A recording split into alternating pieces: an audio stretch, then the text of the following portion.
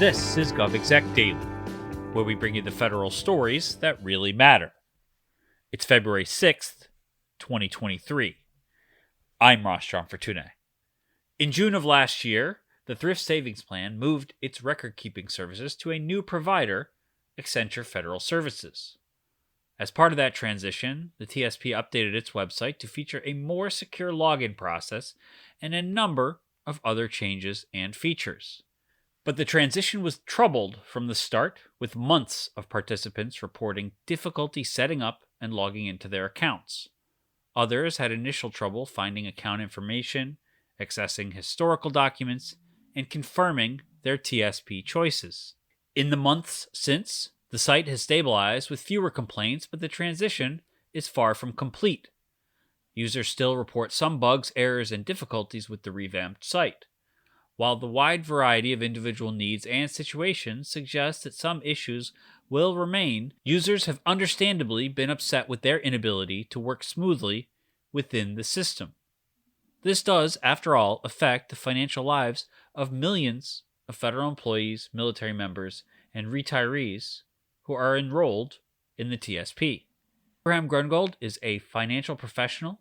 As the owner of AG Financial Services, a longtime federal employee, and a member of the exclusive TSP Millionaires Club. He'll join me after a short break to discuss the issues he and his clients continue to experience with the TSP site.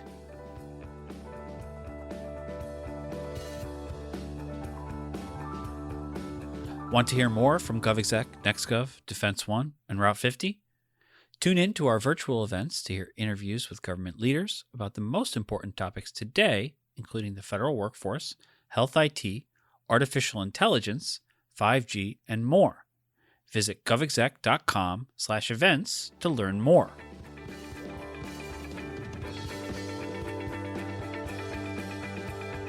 Millions of federal employees, military members, and retirees are enrolled in the Thrift Savings Plan. Now, this past June, the TSP moved to a new record keeper vendor in Accenture, touting better security and better functionality for these millions of users. Fortunately, those same users reported many problems with the transition, including excessive customer service wait times and problems with usability. While there have been improvements since June, the transition was a slog and there are still outstanding issues. Abraham Grungold is a financial professional and the owner of AG Financial Services. He's a longtime federal employee and a member of the exclusive TSP Millionaires Club. He joins me now to talk about the TSP site transition and where things stand. Welcome back to the program. Hello, Ross. Thank you for inviting me. It's a pleasure to be here.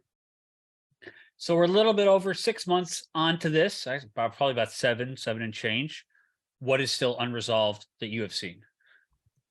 Well, Ross, the new TSP website reminds me of one of my favorite movies, The Good, the Bad, and the Ugly. Overall, there are many significant problems with the TSP website and the Thrift Savings Board, but there have been some improvements with the new website. And the good thing is the functionality, for the most part, is very good. The bad part is there have been some issues with regarding monthly withdrawals that you're not going to receive in most situations. Well, in some situations, you will not receive the monthly withdrawal that you want. You're going to receive the monthly withdrawal that's forced upon you. And the ugly thing of the website is specifically about the CARES Act, where federal employees were taking loans from the TSP during the COVID pandemic. And these employees are trying to pay it back. And the representatives do not know anything about the CARES Act, paying back the loan. And there's nothing on the website that discusses this issue. So that's really the ugly part of what's going on these days. There are many other issues, but these are just a few off the top of my head. So what are the main issues around things like withdrawals and the revamped site that are still, bothering people and giving people problems? Well, with respect to withdrawals, I have experienced something from a personal standpoint, and I've had many people contact me, and as well as some friends. Some clients have told me some issues. So from a personal standpoint, back in August, as a new federal retiree, I wanted to make a monthly withdrawal. So I was interested in taking out $1,000 a month just to get it going. And I tried to do it on the website through the monthly withdrawal option module. It would not work. I called the representative. The representative said, no, it's not working. There's a system-wide problem. Try back in a few weeks. I called back in a few weeks, same problem. One representative said, you can't have a $1,000 withdrawal or a $2,000 withdrawal, but what will work for you is a $4,000 withdrawal based on your profile. Now, the policy for a monthly withdrawal is a minimum of $25. That's the policy. Anything you choose above that is your own particular interest and needs. Now, it was okay for me to have the $4,000 withdrawal. I was willing to accept it, but I've been contacted by many people who are new retirees. One individual was told that he has to take a $7,100 monthly withdrawal.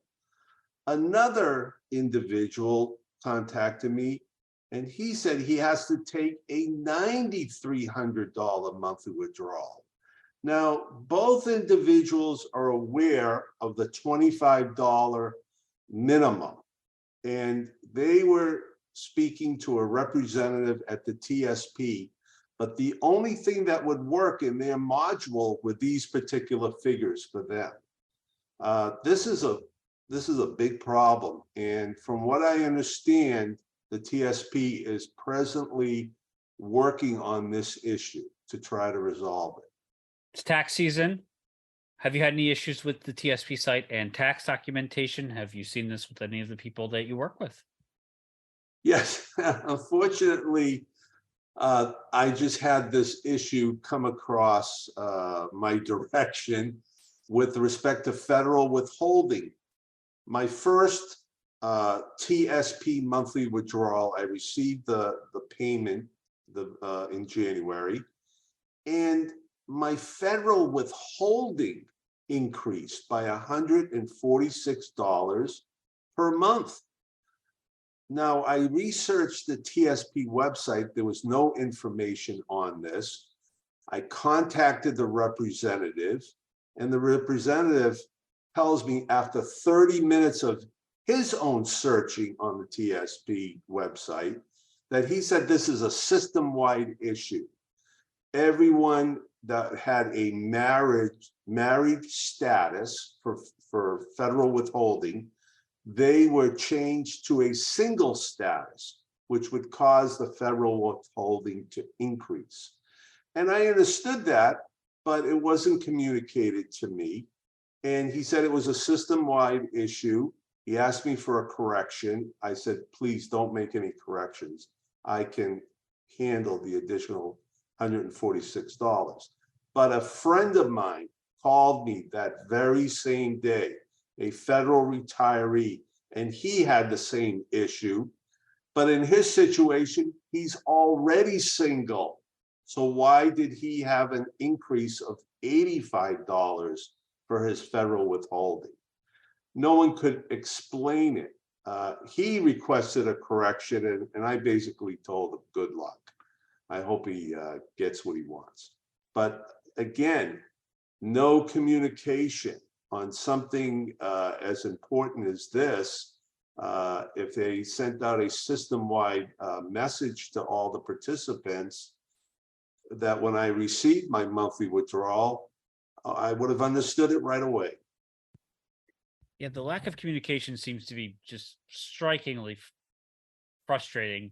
to anyone even remotely connected to this, because it does seem like that would be the basic way to at least help people along with these kind of things. What are some other kind of examples of the issues that you've had, that clients have had, that you've sort of seen, the stuff that's the most makes you most angry or frustrated or whatever? Well, the frustrating part for me is the way that the performance of the website. You know, the website looks great. You know, it has large fonts, it has wonderful colors, but you are not getting the performance in that website that you would get, say, from a Fidelity or a Charles Schwab type of website. So let's just take a simple example. I've been a participant in the TSP for 35 years, Ross. 35 years. I should be able to go back and look at all the contributions that I have made in the TSP, as well as the matching contributions from the government, and to see how that account has grown over 35 years. You can do that on another website. But unfortunately, now with the TSP, they don't retain that information. It only goes back 10 years. So in order to get that information, you have to make a written request. So that is somewhat of a frustrating issue. Another major frustrating problem is my monthly withdrawal. I hate to go back to this issue, but this is important. My monthly withdrawal, you should be able to change it each month. That is basically what I understood the prior website you could do on the prior website. Now, I get $4,000 a month. I should be able to change it to $3,000 a month. Or maybe I want to change it to $4,500 a month. That change should be made easily on the website. Now, I contacted the representative at the TSP. They say you can't do it. You cannot do it. You have to cancel your monthly withdrawal and then create a new monthly withdrawal. That's the only way that you can change it. Now, when you do that, there's a possibility that the timing could cause you to lose a monthly withdrawal because it won't be executed in the correct manner. So this is a big problem that the TSP is also working on, because you can do this on other websites. It should not be a problem. You're only changing the figure. It's still a direct deposit to your bank, and it's also federal withholding going to the government, you know, as required. So this is a very frustrating issue.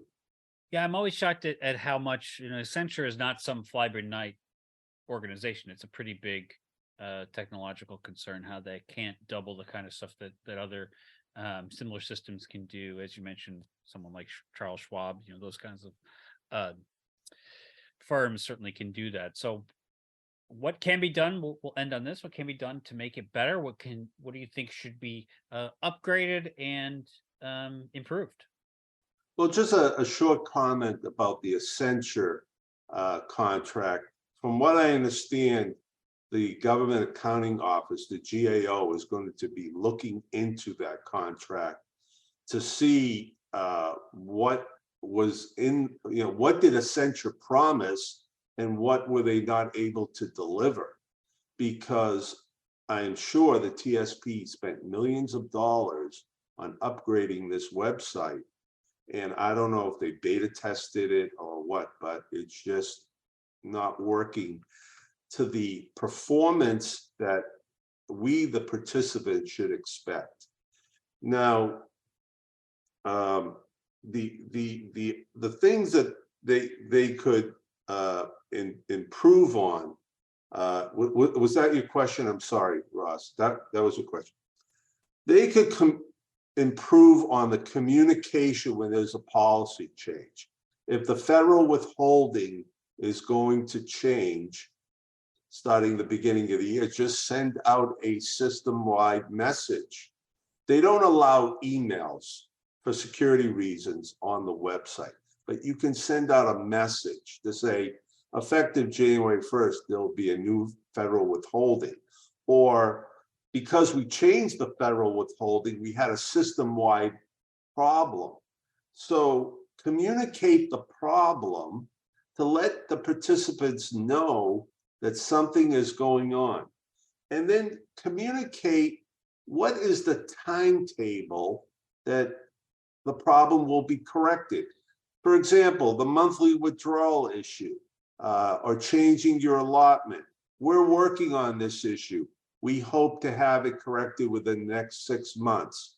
We'll provide you with some sort of an update when that happens. So really, communication is the big key, and it would really reduce the anxiety from every participant, because a lot of my clients are very frustrated and they want to leave the TSP.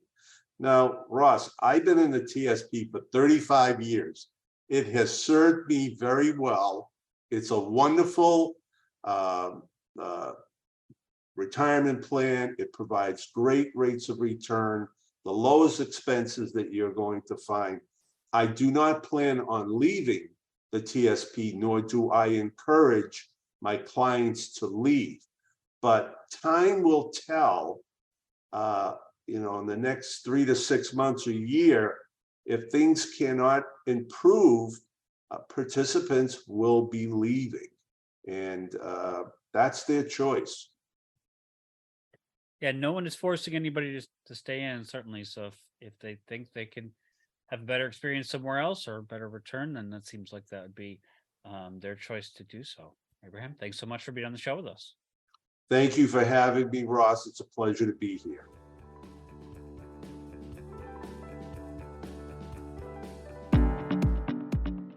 What Works Cities certification provides cities at all points in their data journey with a benchmark of their current data practices and a custom plan with tools and resources to do better. The What Works Cities community brings together leaders and practitioners using data to solve problems. We're always looking for new members. Join the movement of city leaders using data to better serve residents. Learn more at whatworkscities.org. What can data do for your city?